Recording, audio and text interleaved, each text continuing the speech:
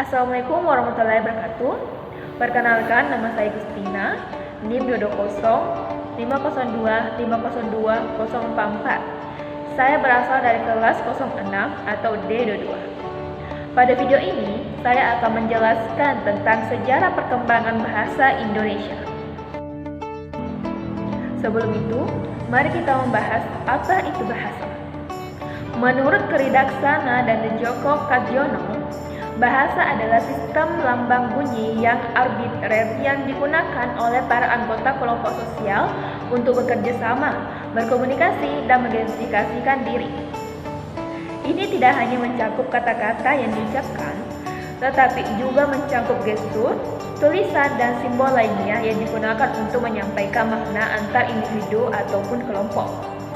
Sistem bahasa ini memungkinkan manusia untuk mentransaksikan informasi, memahami konsep abstrak, dan membangun hubungan sosial satu sama lain.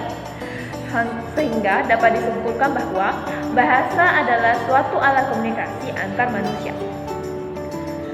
Sedangkan pengertian bahasa Indonesia adalah sebagai alat komunikasi yang dipergunakan oleh masyarakat Indonesia untuk keperluan sehari-hari, misalnya belajar, bekerja sama, dan berinteraksi satu sama lain. Bahasa Indonesia berasal dari bahasa Melayu. Bahasa Melayu merupakan sebuah bahasa Austronesia yang digunakan sebagai lingua franca atau bahasa pergaulan di Nusantara. Untuk pertama kalinya, istilah bahasa Melayu disebutkan sekitar 683 hingga 686 Masehi. Angka ini tercantum pada beberapa prasasti berbahasa Melayu kuno dari Palembang dan Bangka. Prasasti ini sudah menggunakan aksara Pallawa atas perintah Raja Sriwijaya yang berjaya pada abad ke-7 dan ke-8. Selain itu, Wangka Sailendra juga meninggalkan beberapa prasasti Melayu kuno di Jawa Tengah. Yang pertama, prasasti yang ditemukan di Kedukan Bukit Palembang yang berangka tahun 683 Masehi. Dua, prasasti Talang Tuwo di Palembang yang berangka 684 Masehi. Yang ketiga, prasasti kuno Kapur di Bangka Barat yang berangka tahun 686 Masehi. Keempat, prasasti kuno Berahi di Jawa Jambi yang berangka tahun 688 Masehi. Kelima, prasasti yang ditemukan di Jawa Tengah atau Gandusuli dalam berangka tahun 832 Masehi. Dan terakhir, prasasti yang ditemukan di Bogor yang berangka tahun 942 Masehi.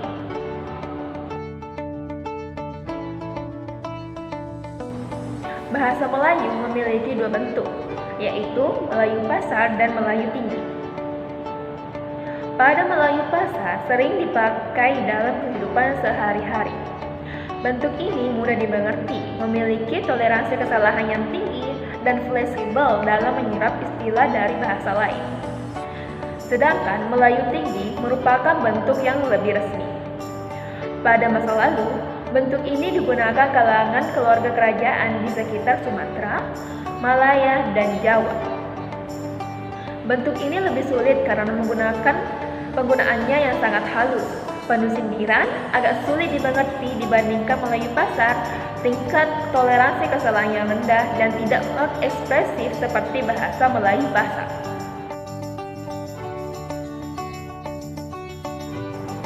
Ada beberapa faktor diangkatnya bahasa Melayu menjadi bahasa Indonesia. 1. Sistem bahasa yang sederhana. Bahasa Melayu memiliki struktur yang sederhana, mudah dipelajari, dan tidak memiliki tingkatan bahasa seperti bahasa Jawa atau bahasa Bali, yang dimana terdapat perbedaan pada usia, pangkat, atau kedudukan dalam masyarakat. 2. Faktor sosial.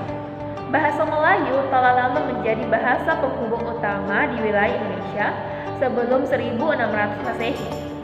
Ini digunakan dalam berbagai situasi seperti perdagangan dan komunikasi di seluruh Asia. Meskipun tidak banyak penuturannya, bahasa Melayu memiliki penyebaran yang luas di wilayah Nusantara dan memiliki hubungan kekerabatan dengan bahasa lain di negara tersebut. 3. Faktor psikologis. Berbagai suku bangsa termasuk Jawa, Sunda, dan lainnya menerima bahasa Melayu menjadi bahasa Indonesia sebagai bahasa nasional karena sadar akan manfaat kesatuan dan persatuan. Serta pemilihan bahasa Melayu sebagai bahasa persatuan tidak membuat golongan lain merasa kalah karena bahasa Melayu berasal dari golongan minoritas yang tidak dominan pada waktu itu. 4. Kesanggupan bahasa. Bahasa ini memiliki kemampuan untuk digunakan dalam merumuskan pendapat dan mengungkapkan perasaan dengan tepat, sehingga berkembang menjadi bahasa yang penting dalam budaya.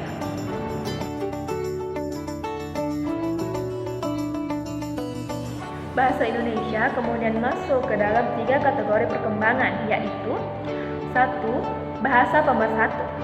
Bahasa Indonesia pada awalnya diikrarkan oleh para pemuda kembali pada tahun 1928 pada tanggal 28 Oktober dalam Sumpah Pemuda, yang seperti halnya yang dicantumkan ini. Dengan jelas, bahasa Indonesia pertama kali digunakan ataupun diikrarkan sebagai bahasa pemersatu pada bulir ketiga. Bahasa Indonesia kemudian mulai diterima oleh masyarakat Indonesia. Dengan diterimanya bahasa Indonesia, secara harfiah bahasa ini menjadi bahasa pemersatu Indonesia. Diterimanya bahasa Indonesia juga dapat dicerminkan dari diadakannya Kongres Bahasa Indonesia atau KBBI pada tanggal 25 hingga 28 Juni 1938 di Solo. 2. Bahasa resmi negara. Bahasa Indonesia menjadi bahasa resmi yang digunakan selama 54 tahun sejak ditetapkan dalam Pasal 36 Undang-Undang Dasar 1945 pada tanggal 18 Agustus. Hal ini ditandai dengan pembacaan proklamasi oleh Insinyur Soekarno dan Dr. Muhammad Hatta yang membuat fase awal bahasa Indonesia sebagai bahasa pemersatu menjadi bahasa resmi negara. Adapun pergantian ejaan dari ejaan Van Ophuijsen atau dari masa jajahan Belanda menjadi ejaan Suwandi karena dianggap lebih menunjukkan rasa nasionalisme yang tinggi. 3. Bahasa internasional. Bahasa Indonesia sebagai bahasa internasional merupakan fase lanjutan dari kedua fase yang ada. Hal ini telah dicanangkan dan dilakukan terbukti dengan adanya Kongres Internasional 9 Bahasa Indonesia yang mengambil tempat di Jakarta pada tanggal 28 Oktober hingga 1 November 2018 dan Undang-Undang Nomor 24 Tahun 2009 tentang bendera, bahasa, dan lambang negara serta bahasa kebangsaan juga ikut mendukung bahasa Indonesia menjadi bahasa internasional, khususnya pada pasal 44 ayat